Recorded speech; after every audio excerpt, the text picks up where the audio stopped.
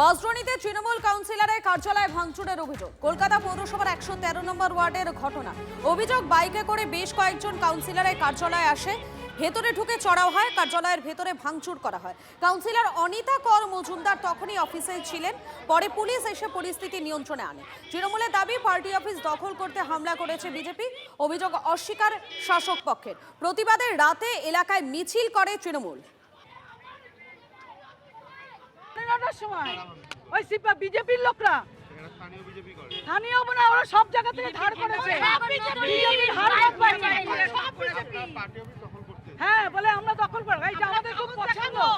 আবার অর্ণব চক্রবর্তী সে বলছে সে আমার চেয়ারে গিয়ে বসে পড়েছে, বলছে আমি আমার এই অফিসটা খুব পছন্দ। আচ্ছা, তোর লজ্জা লাগে না? তোর তুই আমার চেয়ারে বসছিস? বলে আমি ঠিক আছে বস, আমি এখান থেকে নড়বো না, তুই বসে। এর মধ্যে পুলিশের বুয়াদির ছেলে আমাকে ধরে বাস দিয়ে মারলো। আমার সাথে ওই কাকু ছিলেন।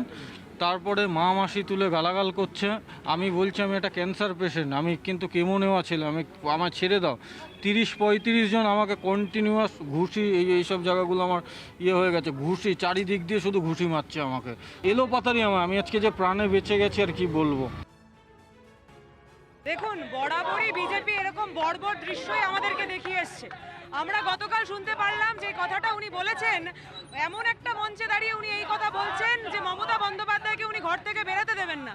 এবং তারপরেই যখন অনিতা কর মজুমদারের উপর এরকম আক্রমণ হয়, যখন আবারও আমরা দেখতে পাই যে কিভাবে পার্টি অফিস দখল করার চেষ্টা করে বিজেপির গুন্ডারা, তখন যেন বারবার একটা জিনিস মনে পড়ে যে তারা সংবিধান কি অধিকার আমাদের সকলকে দিয়েছে, সেই মান্যতা তারা দেয় না। তখন বারবার মনে পড়ে যায় যে যারা নারী সুরক্ষার কথা বলে তারা শুধুমাত্র একটা হাস্যকর দৃশ্যে পরিণত করে দিয়েছে নারী সুরক্ষার গোটা কথাটাকে। রাত 12টার সময় এইভাবে অনিতাদির উপর যেইভাবে আক্রমণ করা হয়েছে, সেই কুরুচিকর ভাবনাকে নিন্দা জানিয়ে আমরা কিন্তু রাজপথে নেমেছি এবং আমরা ডেপুটেশন দিতে যাচ্ছি। এত দামি বানা পড়েন কেন? হাত দিতে যে ছিনিয়ে নেয়, কার টাকা এত দামি পড়ে একটা কাউন্সিলর? আমি তো প্রশ্ন করবো যে এত দামি বালা পড়ো কেন, যেন প্রাণ টানাটানি হবে। আমরা তো একটা আংটি পরতে ভয় পেতাম, আঙুলটাই না কেটে দেয়। যাই হোক, স্বপ্ন দেখছেন ওনারা যে এখন উনি ইলেকশন আসছে, ক্যান্ডিডেট হবে, নাম ফাটাবার জন্য এসে উল্টোপাল্টা বলছেন। কেউ ওদের নিয়ে ভাবে না। আর কেউ যদি করে থাকে দুষ্কৃতকারী, কমপ্লেন করুন থানায়, পুলিশ স্টেপ নেবে।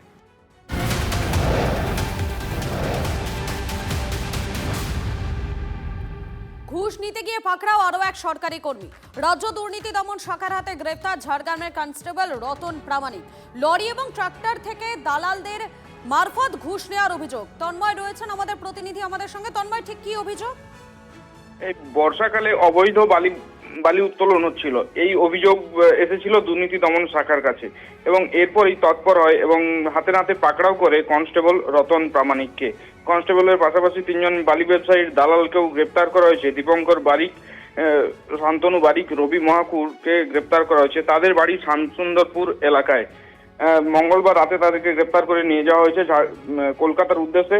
তাদের কাছ থেকে নগদ 5,70,000 টাকা উদ্ধার হয়েছে এবং সূত্র মারফত যা খবর পাওয়া গিয়েছে, বর্ষাকালীন যে বালি উত্তোলন বন্ধ ছিল, কিন্তু এই মাফিয়ারা নদী থেকে বালি উত্তোলন করে তা বিক্রির ছক কষছিল এবং সেই মোতাবিক ট্রাক্টর পিছু টাকা আদায় করার মতো চক্র ফেলেছিল। আর সেই চক্রকেই বানচাল করতে এদিন তৎপর হয় এসিবি। একেবারে আপডেটে নজর রাখো। আপাতত তোমাকে ধন্যবাদ।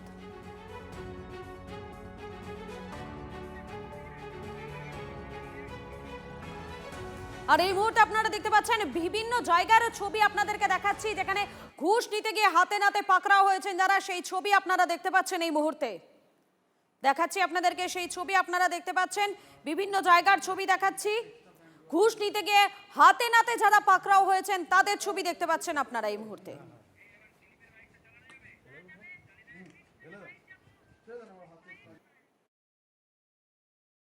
রাস্তায় প্রকাশ্যে আমরা দেখেছি পুলিশ দাঁড়িয়ে ট্রাক আটকে চাঁদা তুলছে। বহু অভিজ্ঞতা আমার আছে। খড়গপুর থেকে রাত্রে কলকাতা আসতে গেলে লম্বা 1-2 কিলোমিটার লাইন হতো ট্রাকের। একটা পুলিশ, 2টো সিভিক মিলে সমস্ত হাইওয়েকে আটকে দিয়ে এক একটা গাড়ি ছাড়ছে আর টাকা নিচ্ছে। ভিডিও আমরা করেছি সেই সময়, কেউ শুনতো না। এখন এই সমস্ত বদমাইশি বন্ধ হবে। পুলিশ যদি প্রথম ঠিক না হয় তাহলে প্রশাসন ঠিক হবে না। তো সেই জন্য যে চাপ সরকার দিচ্ছে এখন, এ সমস্ত কিছু হবে। যারা ঠিক হবে না তাদেরকে জেলে যেতে হবে।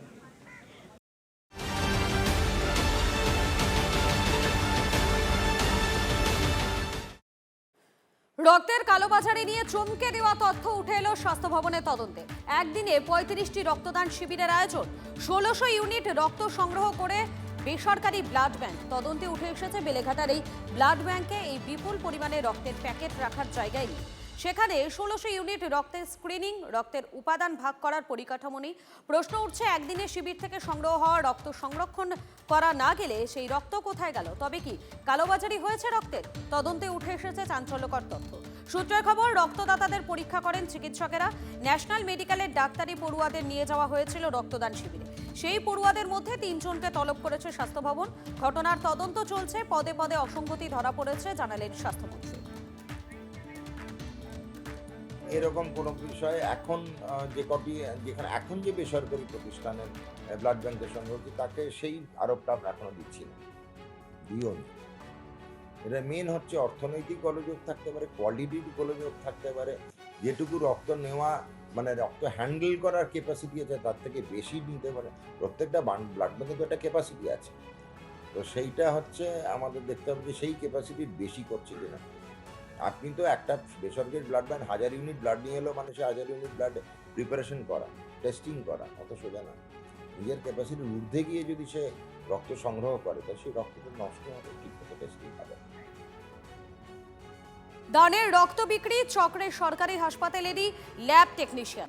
রাজ্য দুর্নীতি দমন শাখার হাতে গ্রেফতার পাঁশকুড়া সুপার স্পেশালিটি হাসপাতালের 3 ল্যাব টেকনিশিয়ান। সূত্রের খবর, 1 মাসে রক্ত বিক্রির কমিশন বাবদ পাঁশকুড়া হাসপাতালের 3 টেকনিশিয়ানকে প্রায় 1,40,000 টাকা দিয়েছিল দালালরা।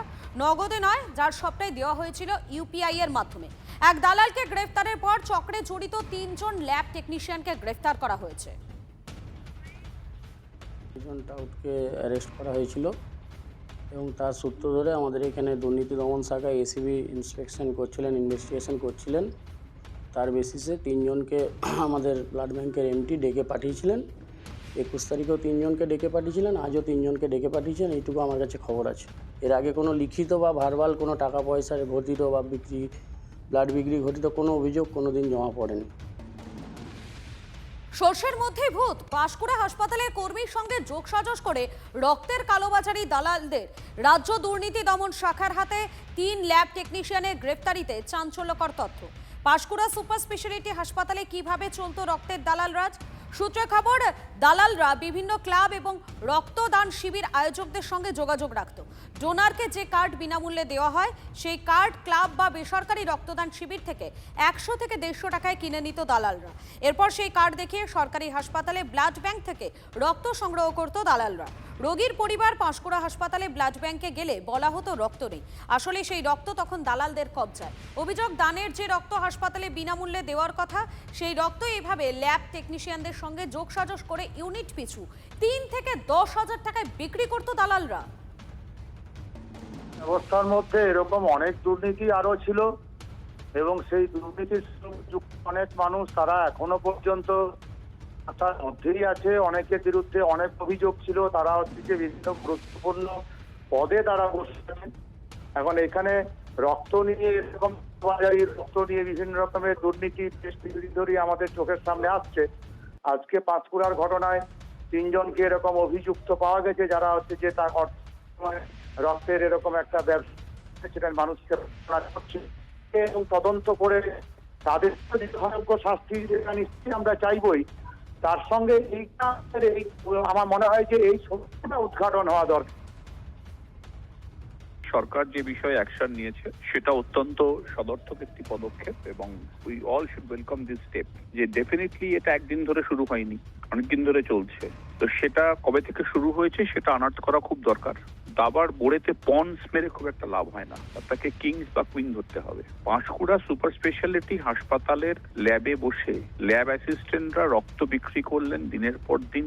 খবর পৌঁছলো, অ্যান্টি কারাপশন তাকে রেড করলো। তো এই এত কিছু হয়ে গেল আর হসপিটালের সুপার জানতেন না, ওখানকার ইনচার্জ জানতেন না, ব্লাড ব্যাংকের ইনচার্জ জানতেন না। এটা অবিশ্বাস্য।